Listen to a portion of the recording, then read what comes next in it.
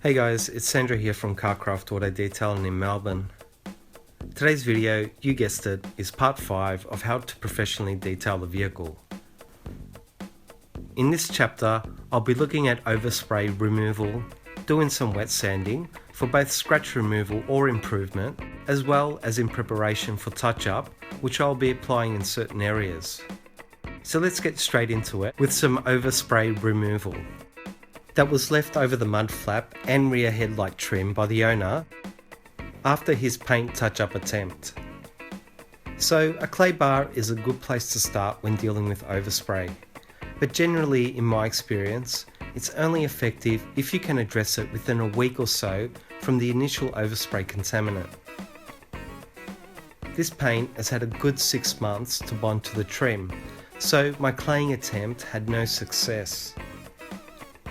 Another option is a steamer or even some hot soapy water and a scrubbing brush, together with some degreaser or an adhesive remover.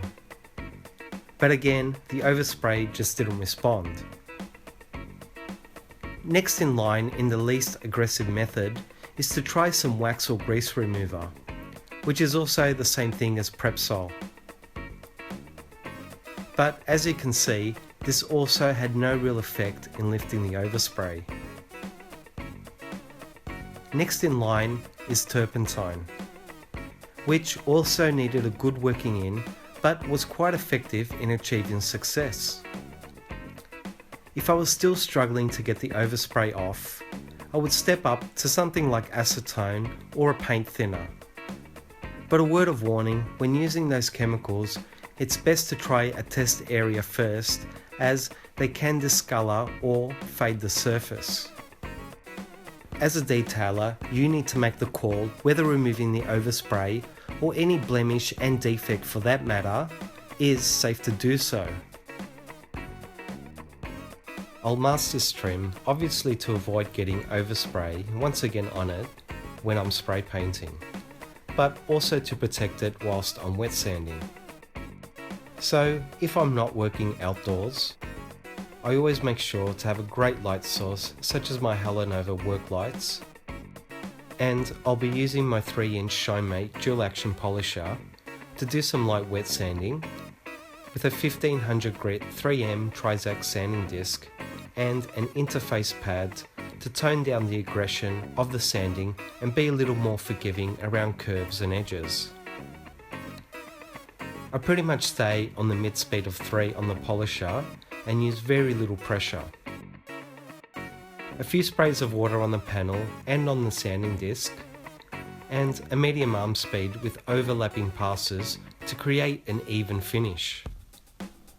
What I'm trying to achieve here is the removal of the last touch-up paint attempt, as well as giving the new touch-up paint I'll be applying some roughness to the finish to aid in its bonding to the panel. The clear coat is pretty much gone in this section, but there still is some of the base coat left, which I want to keep as much of as possible. This is by no means the correct way to respray a panel, and I really want to stress that I am by no means a skilled spray painter. This is not a service I perform as part of my details, and the only reason I'm doing it now is that the owner is well aware that it won't look perfect or even close to it, nor will it last like a quality professional job, but it will still look a damn sight better than his attempt.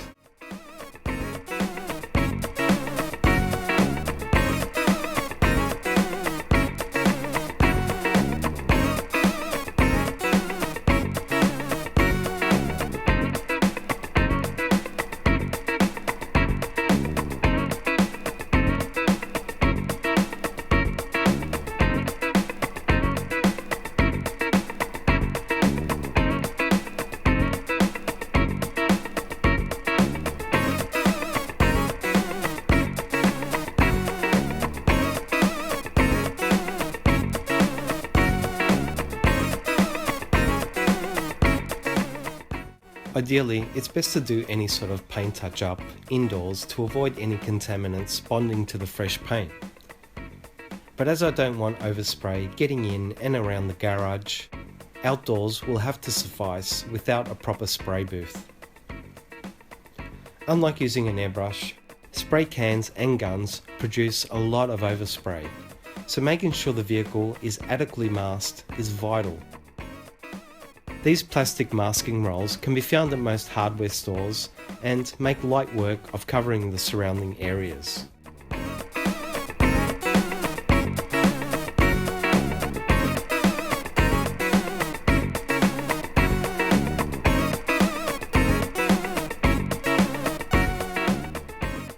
The touch-up paint I get is from a body shop supply store that uses the car's manufacturer's paint code to mix the matching paint, and it can be placed into both spray cans and touch-up paint tins.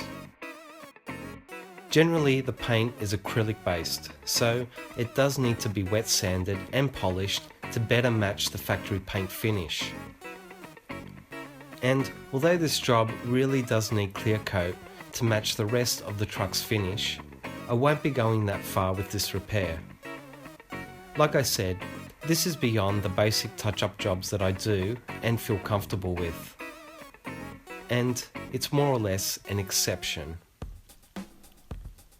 So, much like this overall job, I'm looking for a good improvement, but far from perfection. So, starting from outside the panel, I use fairly quick spraying motions about a foot or less away from the surface. I'm just looking for a very light initial coat. I give the paint about 5 minutes in between coats and apply slightly heavier coats after the first one. In total, I put down 5 coats using about half the can. I then give the paint a further 15 minutes to dry and remove the surrounding masking.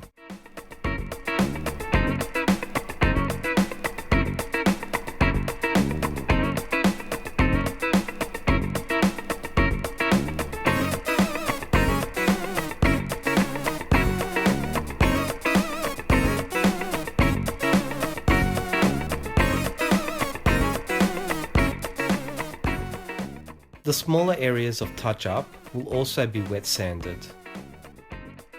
I mix the paint at a 1:1 with the acrylic paint thinners and place it into my U.S.A Neo airbrush, which is run by my U.S.A Studio Series air compressor at about 20 psi of pressure. Each area is given a wipe down with a wax and grease remover. I test the paint's consistency on sandpaper first and then proceed to airbrush the chip or scratch. The brush is held about 2 inches away from the surface, and I apply 3 to 4 coats, only a few minutes apart, as the touch-up dries very quickly. Depending on the weather, I very carefully sand back the touch-up to allow it to better blend into the paint and match the factory's finish, about an hour or 2 later. It'll then once again be lightly sanded and compounded and polished. On a side note, before I do any touch-up, I always try to manage my customers' expectations. Many people think that touch-up somehow magically blends and looks perfect. I try to explain that touch-up is primarily applied to protect the area from rust or becoming worse. And secondly, it's done to make the scratch or chip look less noticeable. And if they're looking for a perfect seamless finish, then a far more expensive body shop repair is what they should invest in.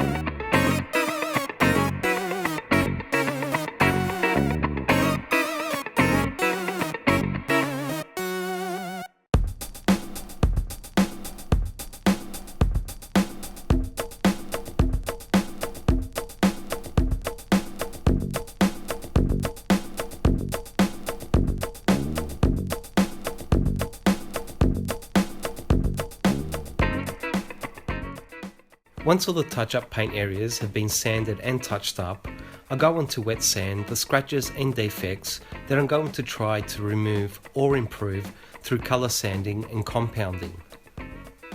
The scratches I'm going to address have all been clearly marked during my post-wash inspection, so it's just a matter of addressing them one by one. Experience tells me that many of these chips and scratches have gone through the clear coat, and although I cannot completely remove them, I know I can make them far less noticeable. And some other scratches are only clear coat deep, so many of them should come out completely.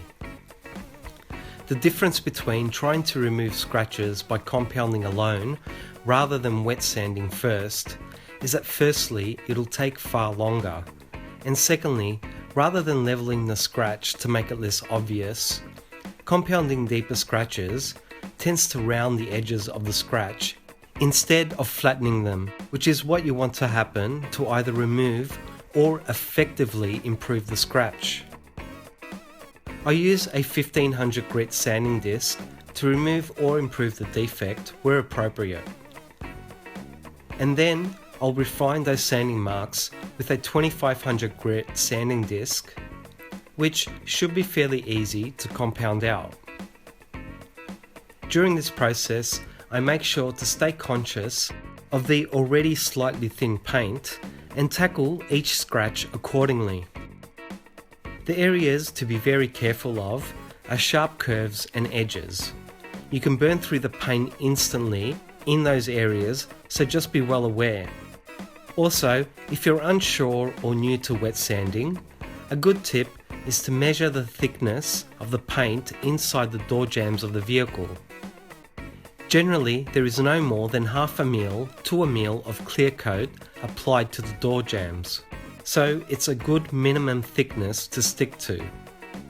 You can always remeasure the paint thickness while you're wet sanding, and if it gets lower than the thickness of the door jamb reading, be sure to stop or you will be dancing with danger that you can't rectify.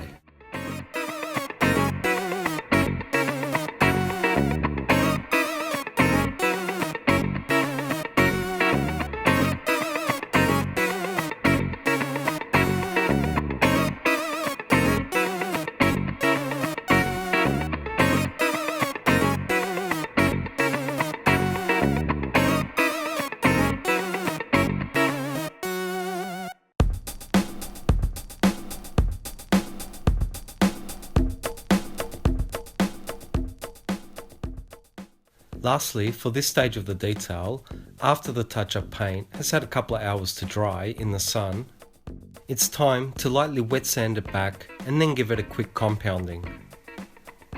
When sanding back fresh paint, I prefer to do it by hand as the paint is still quite fragile, as it hasn't had a chance to fully cure yet. If possible, it would be far better to wait an extra day or two, but as this isn't usually an option for me, I know that taking some extra care in refining the touch-up should be safe.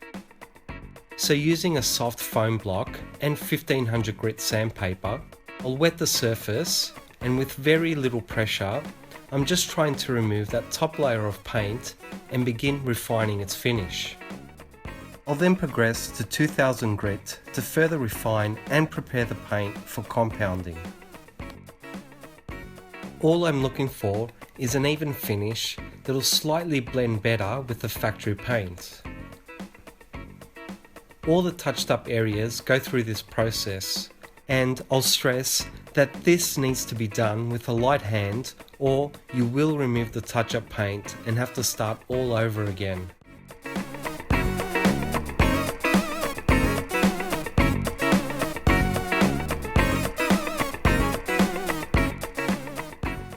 The final stage to get this touched up area ready for polishing is just a light compound.